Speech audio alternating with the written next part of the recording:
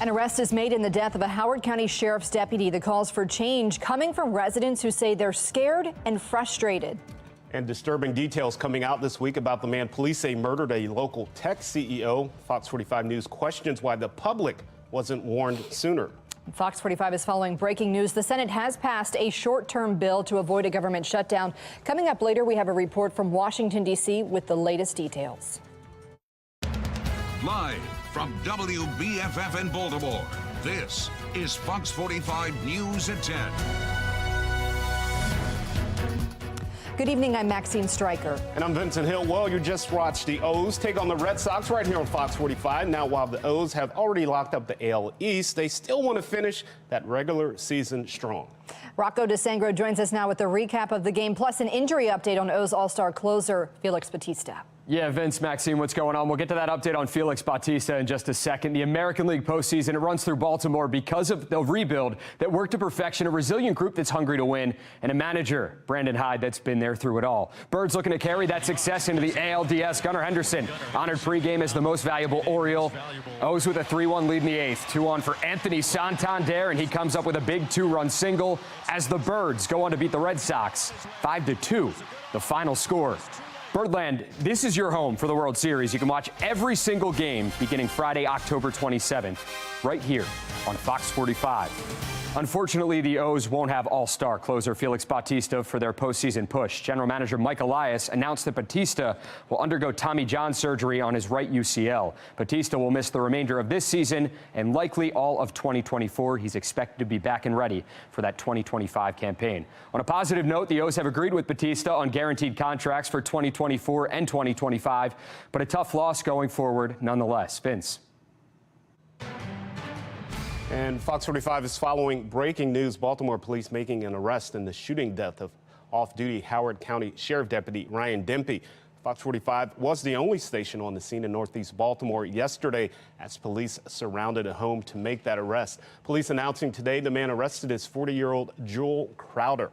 Now, the arrest comes less than 24 hours after Dempey was gunned down in Federal Hill. But despite the quick arrest, residents are calling out city leaders and demanding more when it comes to Baltimore's crime crisis.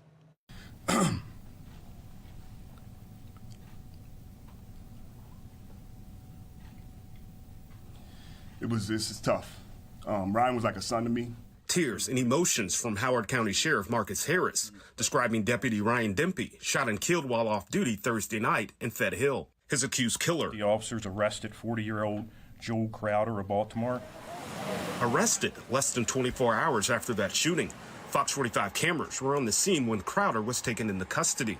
Police say Dempey was caught in the crossfire after an argument led to shots ringing out. Heard the first pop, immediately followed by pop, pop, pop, pop, pop, and it just kept going. 7 or 8 shots. Witnesses describing the chaos shortly after. You didn't know, you couldn't tell who was who.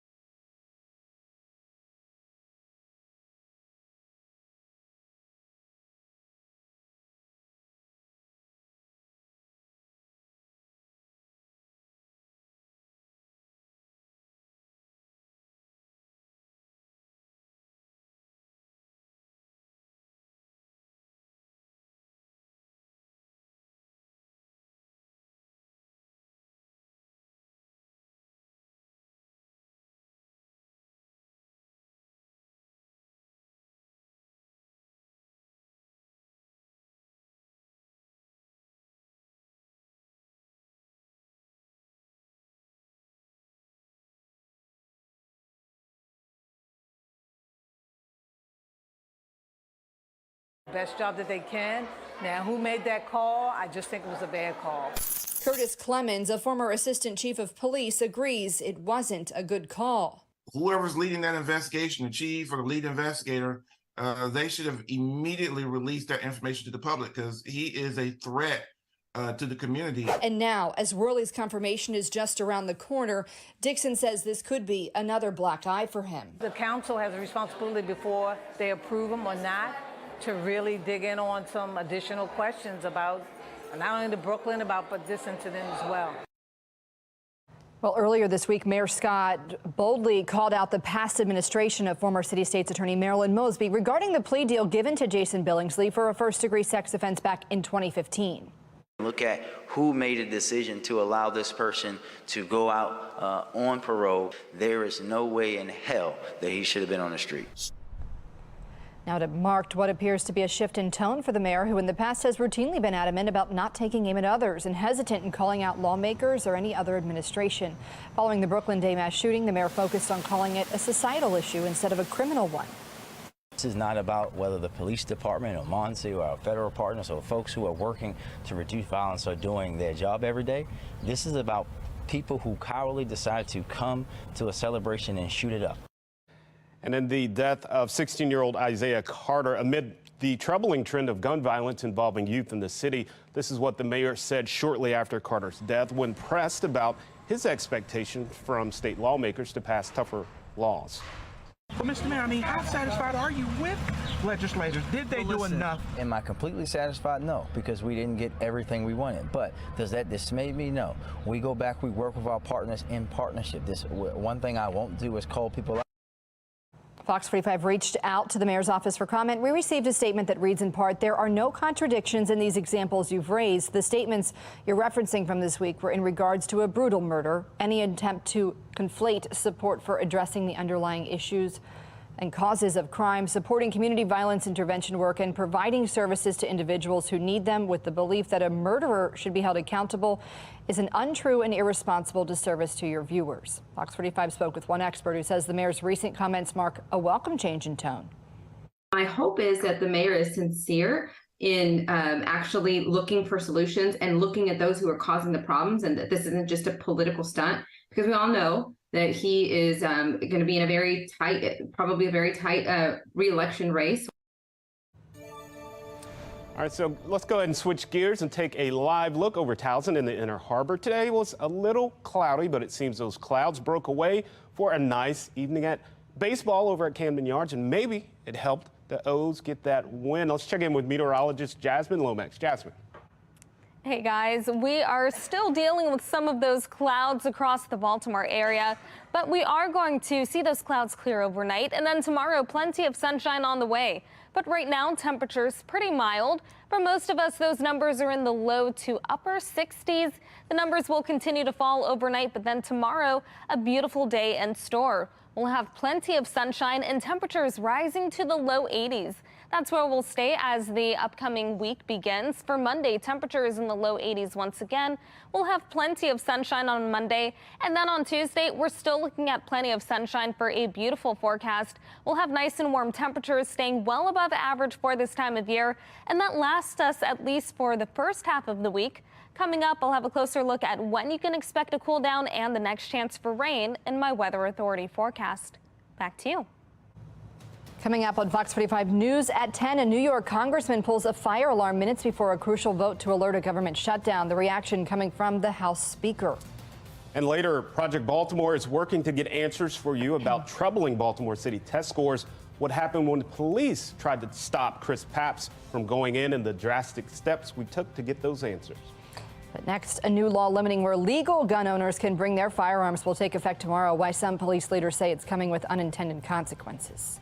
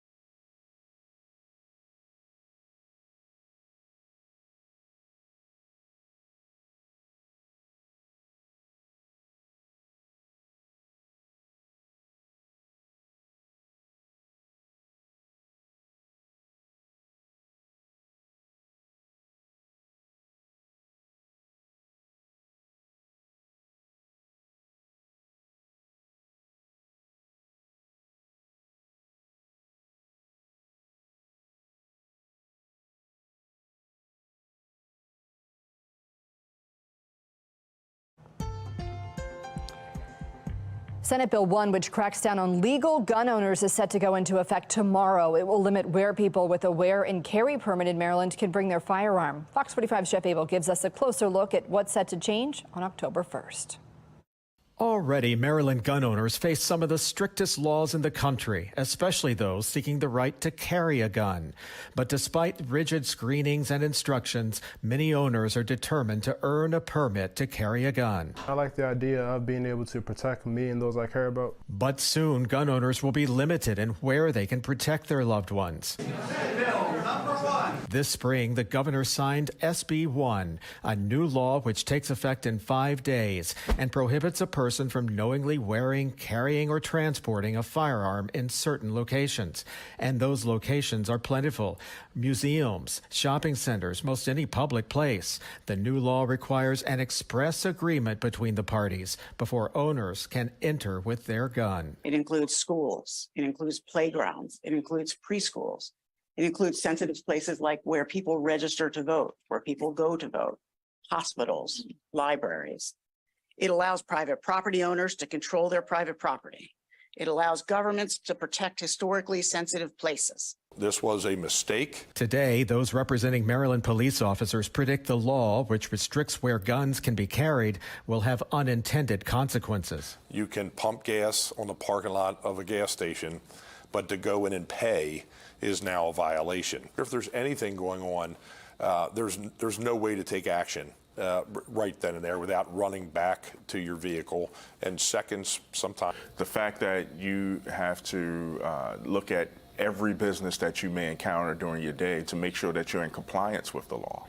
Dave Foldenauer and Clyde Boatwright, who are leaders with the Fraternal Order of Police, are fighting the law, critical because it targets legal gun owners and not the illegal ones. If we stop targeting regular citizens and go after bad people, then we will start to see a change in the crime fight. This was a mistake, and instead of holding a special session and fixing this, they're just letting this go forward, and there's going to be, again, unintended consequences. And that was Jeff Abel reporting. Yesterday, a federal judge blocked parts of Senate Bill 1, the judge issuing a preliminary injunction blocking enforcement in places where alcohol is sold, like bars and restaurants. So as this argument plays out, it's up to these businesses to decide whether or not to ban guns. The governor's office put out a statement saying the court upheld many of Senate Bill 1's common sense reforms that the governor had advocated for. The statement continues with the governor will continue to fight for the necessary measures to protect Maryland's children and make the state safer for everyone. Senate Bill 1 is not the only new gun law going into effect tomorrow. A separate law raises the age for qualifying for a handgun permit from 18 to 21. That law has come under court challenge in other parts of the country. The state's also requiring greater storage requirements for firearms. Beginning Sunday, gun owners can't store a loaded firearm in a place where an unsupervised minor can access it. Also starting tomorrow, all hospitals will screen for fentanyl and urine drug tests. Results that detected will be sent to the Maryland Department of Health with names and other personal information redacted. Hospitals that don't have the equipment to do those tests are exempt. Coming up on Fox 45 News at 10, New Yorkers left reeling after having one of the wettest days on record yesterday. The warning coming from the state's governor. And later, the sports world continues to mourn the death of Orioles legend Brooks Robinson, the special event the team is hosting in his honor. A preview of the 2024 presidential race unfolding in Michigan. I'm Atrell Najar with what's on the line for President Biden and former President Trump in the UAW strike.